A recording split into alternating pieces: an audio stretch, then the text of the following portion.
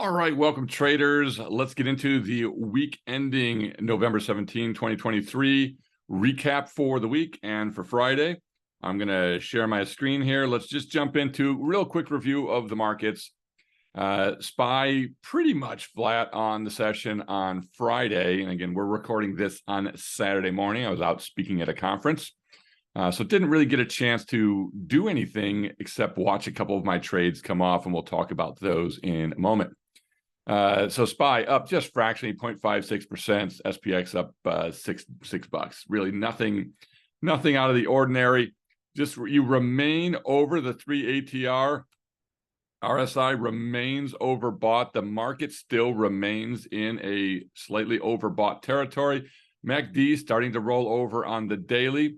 Still, the weekly looks positive here. So I think any pullback still could run further, and we can remain overbought for some time. So we've been there before. We've remained overbought sometimes for a week or two. So you never really know at this point in time where we're going to go. But again, we are overbought. If we go back here just a ways and look at this time period in here, you can see that we were overbought for 1, 2, 3, 4, 5, 6, 7, 8, 9, 10, at least 10 days or so. So almost 3 weeks at one point. We were overbought on RSI when we hit the tops here back in July. So that's something to take a look at. Again, you can remain overbought for a decent period of time. Like I said, back here in July, we remained overbought for almost a 2-week period before then finally breaking down and heading lower. So we can remain overbought for weeks on end. Let's see what happens this time. But I think SPY needs somewhat of a pullback. But things are very positive here. Qs pretty much the exact same way. This has remained overbought. Man, if we look at this from 515 all the way to 724, so you were really technically overbought on the weekly for almost 2 months as this thing just continued to pound higher on the Qs. So again, you can remain overbought for a good period of time, and the Qs are a good example. I mean, you're talking March 15th all the way to July 24th, 2.5 months in RSI overbought territory. So just because you're overbought doesn't mean we reverse. We just had a straight up rock and rolling March higher from March to July, and you just rode that. That's not even a 45-degree angle. 45-degree angle would have been somewhere over here. That's more like a 70-degree up angle. When the 3 ATR gets to that 45-degree or more, you just ride it higher. You do not try to pick the reversal trend. You've got to wait until that thing starts to level out sometime on that. But so it's not always a fail-safe idea, but you are above the 3 ATR here. It's not at that strong of an angle right now. So any type of a pullback here, I think, could be a good play. But I'm not going to try to put down call credit spreads or sell naked calls in the face of this up rally right now. IWM up a little over 1% on the session yesterday as it just kind of cools off from this big run, big pullback, giant leap up, but still positive weekly, positive daily MACD and RSI internals. Put call ratio fell pretty decently yesterday. Let's jump into my more favorite 10-day moving average on this. And if we look at the 10-day moving average, this thing continues to just fall lower. It's a beautiful sign. When this happens, the markets tend to run up. Okay, so we've been falling for a while now. Once we really broke through this line and got falling here back on 1031, this is when the markets really kicked off. Not 1031, on 1027 or so, or 11.1-ish. Almost. So we've really been from 1027 on, the put call ratio continues to fall. As long as this thing continues to trend down, the market will continue to trend higher. So it's a good indicator that I like to use just to see where we are. VIX dropped to 1380 on the day, getting close to flatline territory again. VIX back to being dead. We look at the dollar. dropped again on the session. So this, out of this, kind of consolidation break to the downside, the dollar has been falling. Rates have also been dropping at a pretty good pace. Don't know where they're going to end up. It opened lower, finished about halfway between the lower and upper range of the session yesterday. But MACD trying to change its direction a bit. Weekly still in a bearish mode, heading lower. I don't know if rates are going to really react the same way, but there is still a gap up here potentially to get filled. But you see gaps all over the place on rates, and they don't always get filled. However, on this last run up, we are filling all of those gaps. So I think rates can still, oscillate here. Is there an impetus to move higher? Well, there really isn't right now. Is there an impetus to move way lower? I still don't know about that either.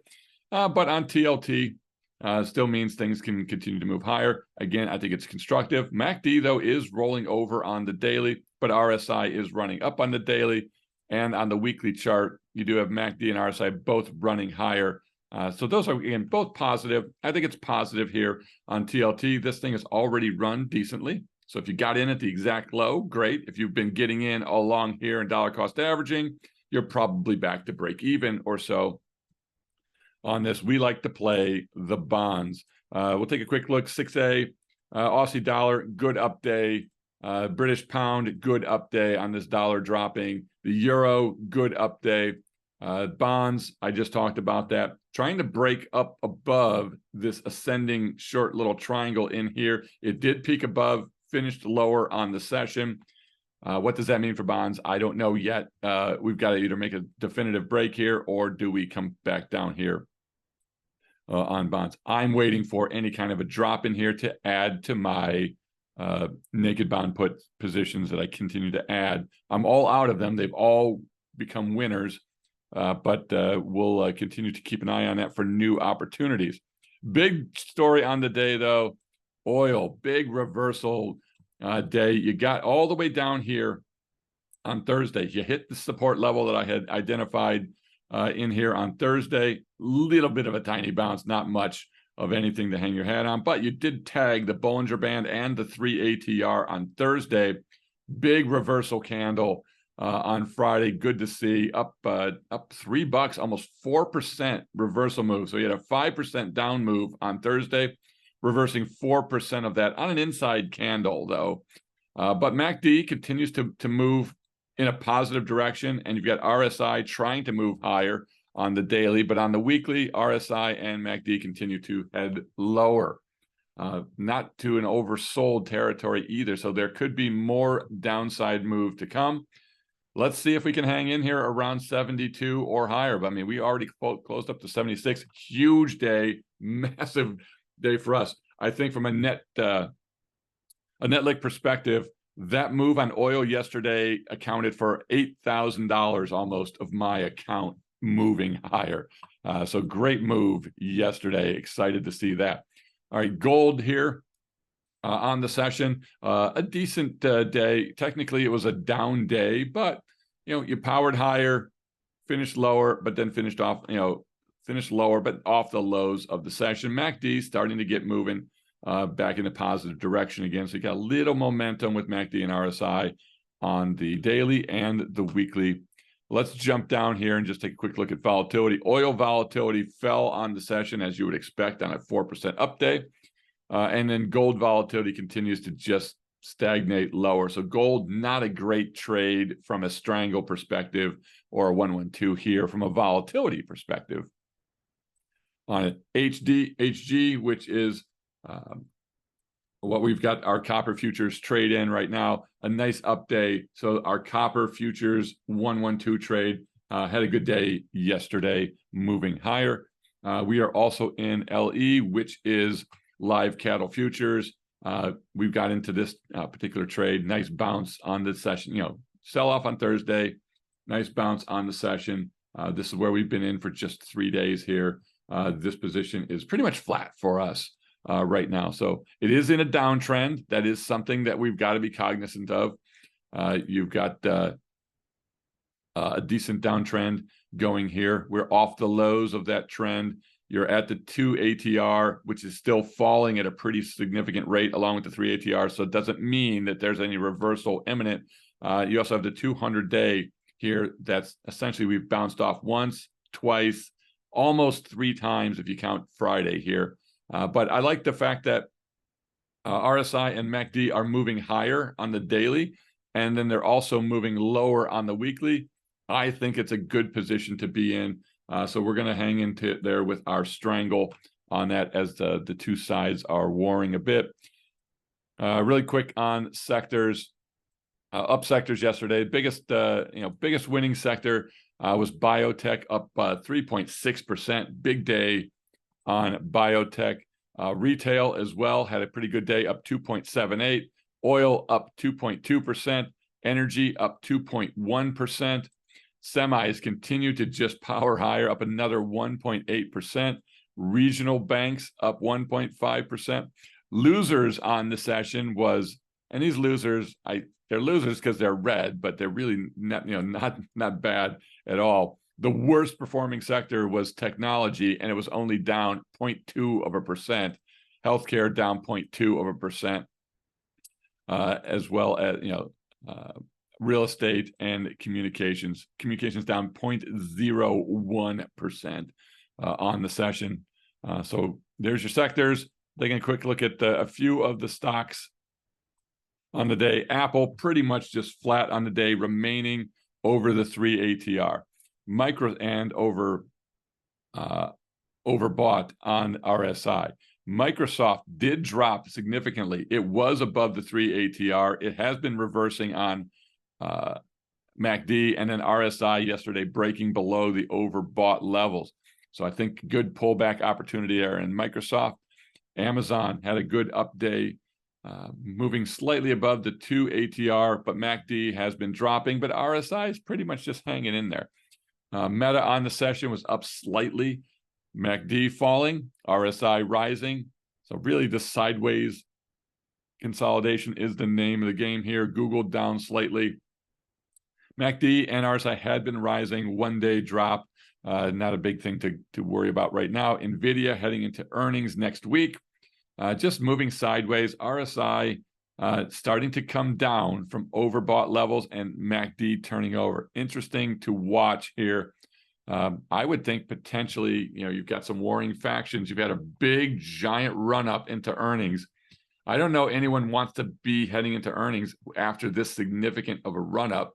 Maybe we get some pullback next week as we head into earnings. And maybe not. Maybe people just want to be in this name, anticipating monstrous earnings on 11/21, which would be Tuesday, I believe. So Tuesday, big day for NVIDIA, pretty much the last of the major techs to report.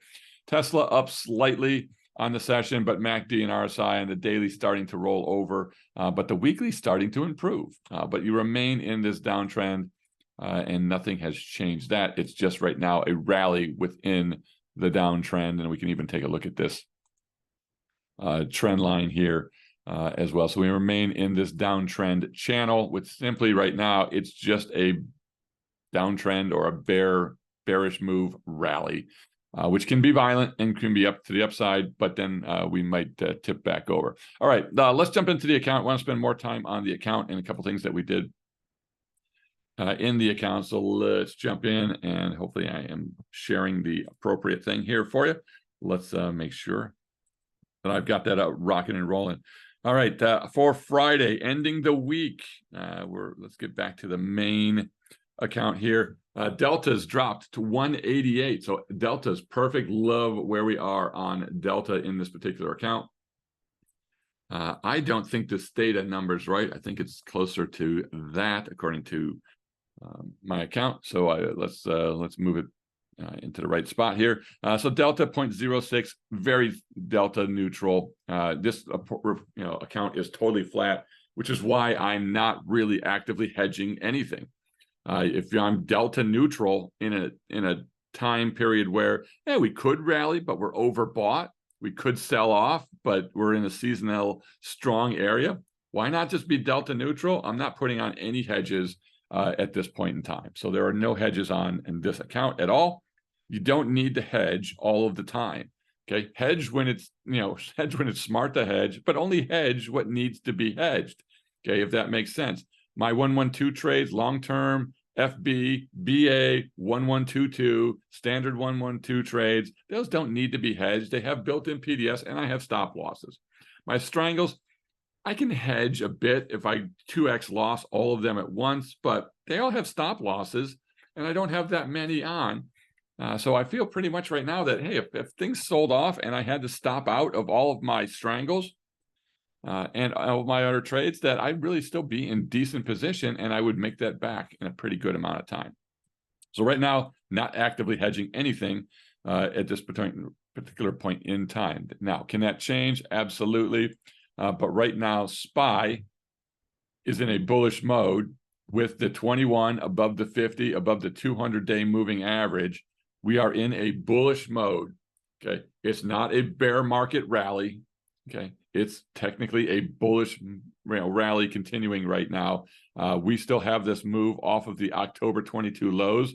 We still have an upward trend here, despite that little pullback from July to mid-October. All right, so if I'm continuing to be in a bullish mode, I'm really not hedging. Are we heading into a recession? Maybe. Are we going to hit a soft landing due to the Fed? Maybe. But right now, I don't feel that I need to be actively hedged with the positions I have on. My Net Liq jumped up $9,000 yesterday, so a little over $8,000, mainly on oil. So oil was the big proponent of driving our Net Liq. However, with the markets moving sideways, theta decay, all of that happening, we're in pretty good shape on everything. So a big jump in Net Liq, big drop on Thursday, and all of this has been oil. So the oil oscillation just playing a little havoc with our Net Liq, but it's not that important to me. I'm really more worried about realized gains and losses. BP usage did drop 178, which takes us to about 54%. Also understanding that I have $100,000 worth of BIL, which is taking up almost it's using 89, it's using $25,000 in buying power, but $25,000 on a $326,000 account is only about 8%. So take 8% off of this, and really my buying power is at 46. I got to get trades on. So next week, heading into the holiday week, we will be looking to get more theta. Our theta is low. I got to get that up closer to 0.4. My buying power is in great shape. Technically, it's at 0.46 or 0.46, which is, or 46%, which is awesome. Here, I got to get more. I got to get more theta on. So we'll be looking, with volatility coming down, it makes it a little bit more difficult. We'll have to find some higher volatility opportunities out there. The higher volatility right now is in oil, but I've already got quite a bit going on in oil. But let's see what happens. We'll see if we can get some additional trades on. We did have $460 in realized gains yesterday. I was at, a conference speaking the whole day. Didn't really have time to monitor my account, but this is the beautiful thing about the way we trade. I don't have to day trade. I don't have to do 0 DTE. I don't have to do anything. I can take days off and not do anything. In fact, if I didn't have the Discord channel, I wouldn't have done anything yesterday, but I wanted to at least on breaks and stuff, communicate with our members. I'm not the only one contributing, but I wanted to make sure that I was answering questions and being active. But I could have been on a boat in the middle of the Atlantic somewhere with no internet, and I would have been still fine. I like where we are. I like the fact that I'm delta neutral. I like the fact where my trades are. I like my low BP, and I like that I don't even have to show up on a day and make $460. Let's talk about that more. But for the week, $5,632 for the week. So a nice week this week, taking our total gains for the month over $21,000. We're up 6.6% on the month, and it's only the 17th. So great month. Even though we took that loss here on oil, but that really wasn't a loss. It was a roll, but I account for it as a loss on the first leg, and then we'll watch the second leg on there. Again, rolling, I'll make this point for those of you that watched the last video, rolling is not giving you more money. Essentially, when you have taking in a credit on a roll, you are taking a loss on the original trade. You're booking the loss, done. And then you're opening a new trade in the same underlying, okay, probably at a more risky position because you're now closer to the money, closer to at the money than you were on the original trade, which was a little farther out of money, but you had to roll. I rolled out in time. I actually rolled down fractionally because I could take a credit, because I don't like the fact that I would roll and I'm really close to at the money. The only reason you're getting a credit, folks, on a roll is because you're taking on more risk. You're going closer to the money in an underlying that's already been moving against you. I hate rolling. I think it's one of the dumbest strategies on the planet. Yeah, you can go and comment in comments here how you roll and how you make millions of dollars and how all the tasty traders and all the other gurus here tell you to roll and keep the dream alive.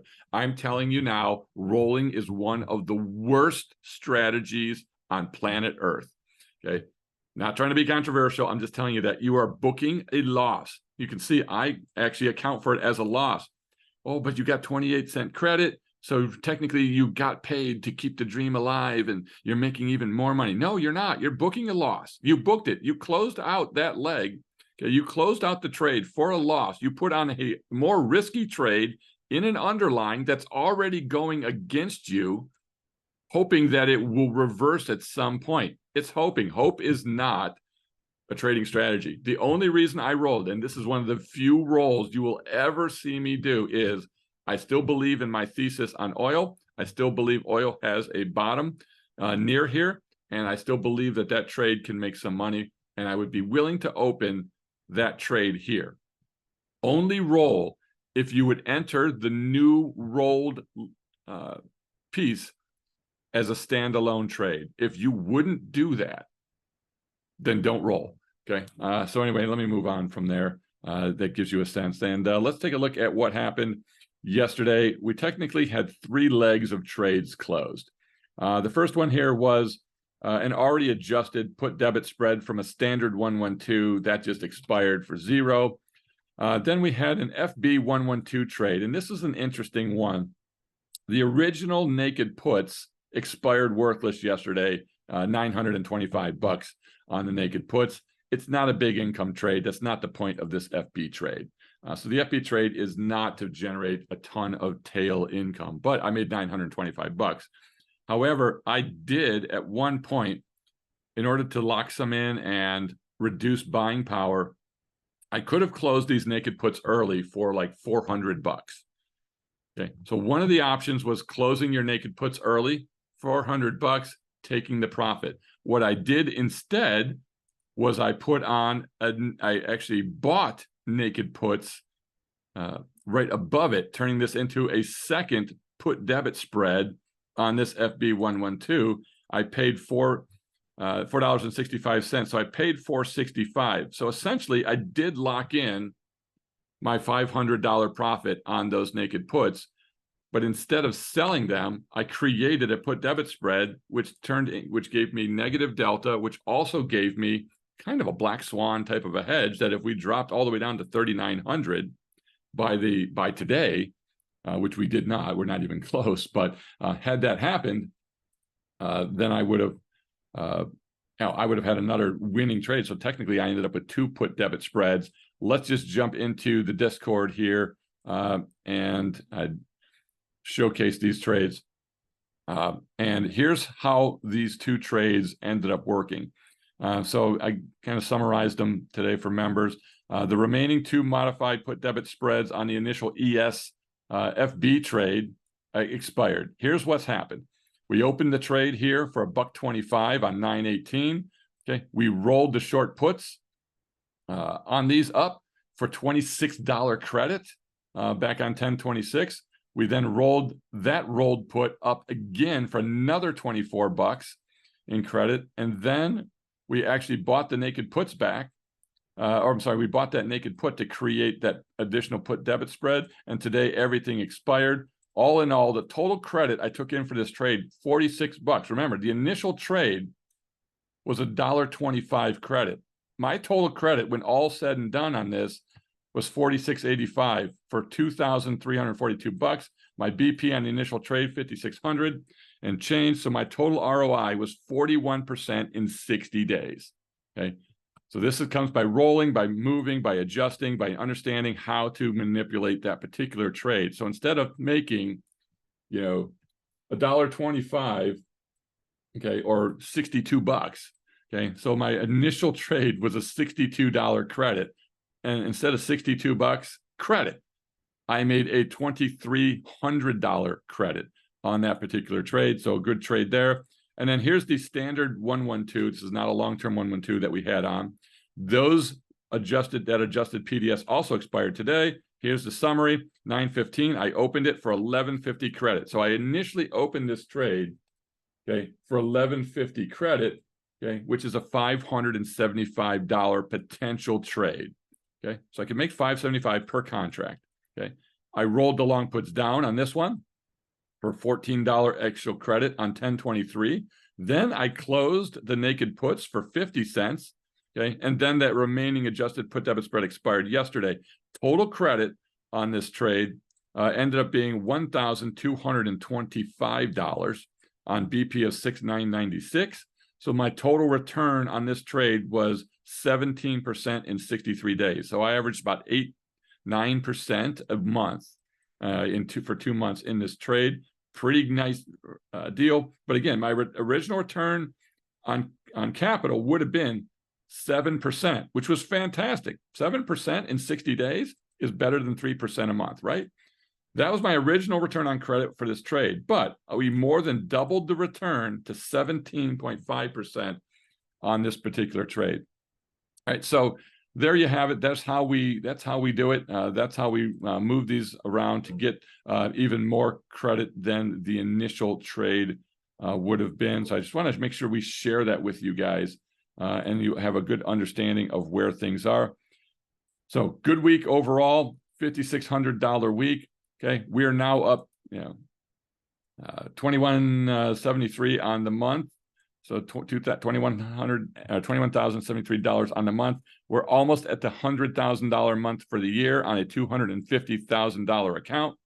So you can see how things are going. We've got a nice win rate of 81% for this particular month. So we're doing great. Love where we are. Something for you guys, if you are interested, we are going to have a Black Friday sales special out there. I'm going to put the details in the description below.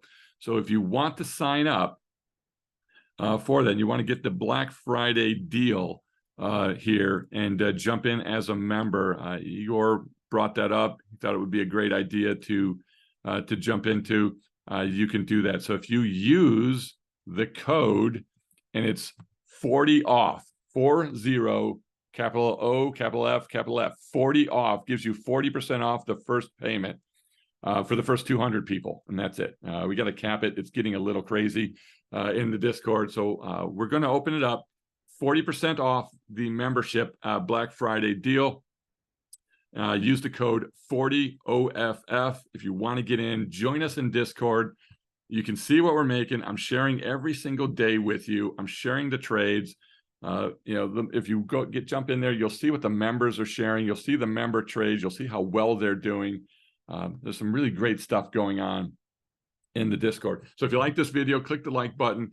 Please subscribe. Join us in Discord. And remember, if you use the discount code 40OFF, 40OFF, that'll give you 40% off the first payment. So good opportunity there. Low payments anyway. You can make it back in one trade. I mean, yesterday alone, okay, we paid for your membership for 3 months on 2 trades. I'm sorry, we paid yesterday's trades that we closed. The actual daily realized on just the puts expiring was $460. Okay, the 2 trades that we closed in the Discord channel, I already showed those to you.